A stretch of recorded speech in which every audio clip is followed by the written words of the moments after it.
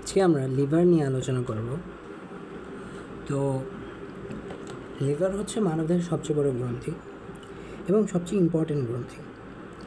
তো আমাদের লিভার একটা বিশেষ ক্যাপসুল দ্বারা আবৃত থাকে, যেই ক্যাপসুলকে বলে একজন যোজক টিস্যু নির্মিত বা কানেকটিভ টিস্যু নির্মিত। এই ক্যাপসুলকে বলে হচ্ছে গিয়ে গ্লিসন ক্যাপসুল। এই গ্লিসন ক্যাপসুল যে শুধু যকৃতের বাইরের দিকেই আছে এরকম না, এই গ্লিসন ক্যাপসুল অভ্যন্তরীণ লোবিউলগুলোর ভিতরেও প্রসারিত হয়। এই যে এগুলোকে আমরা বলতেছি হচ্ছে লোবিউল। এই লোবিউল বা অনুখণ্ড, এই লোবিউলগুলা হচ্ছে যকৃতের খণ্ডগুলো তৈরি করে এবং এই যে লোবিউল, এই লোবিউলগুলোর মাঝখানে এই যে সবুজ মার্ক করা আছে, এইগুলো কানেকটিভ টিস্যু।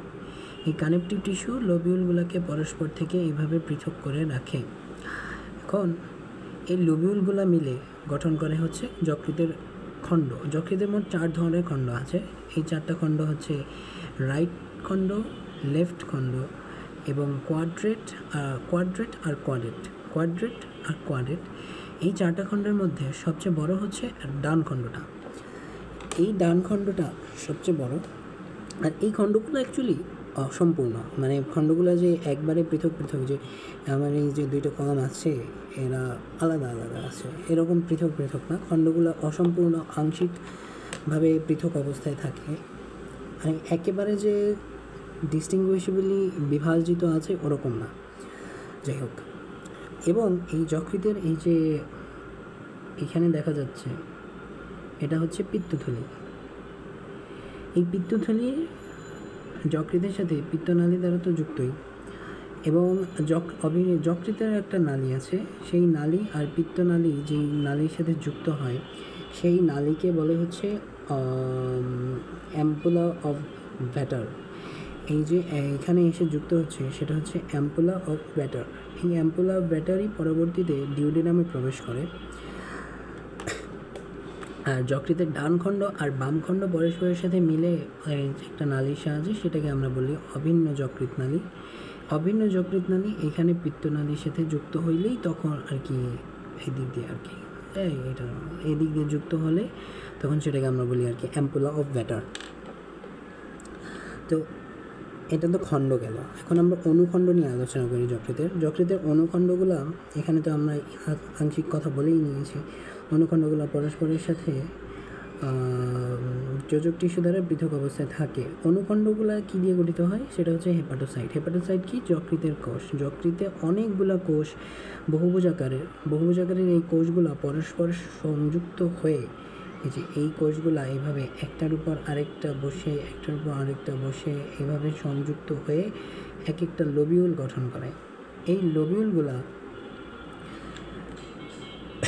নিয়ে যকৃতের যদি বলে যে আণুবীক্ষণ গঠন, তাহলে এই লোবিউলের গঠনই আসলে ব্যাখ্যা করতে হয়।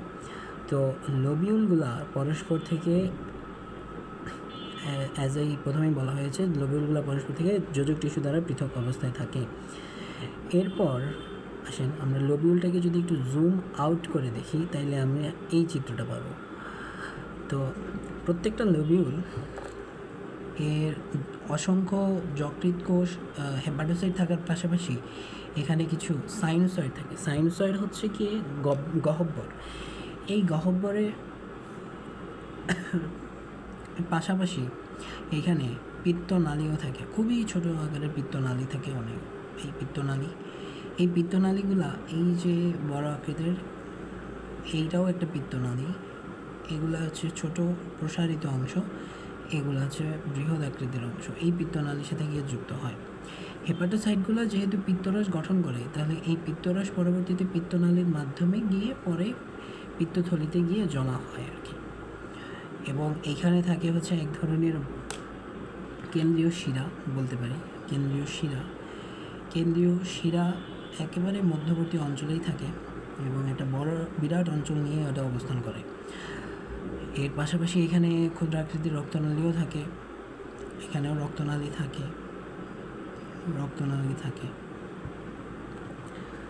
যকৃতের গঠনটা ততও ইম্পর্টেন্ট না। এমসিকিউর জন্য যেই লাইনগুলো ইম্পর্টেন্ট সেটা হচ্ছে যকৃতের গ্লিসন ক্যাপসুল কোন খণ্ডটা সবচেয়ে বড়, এই বিষয়গুলো আর কি।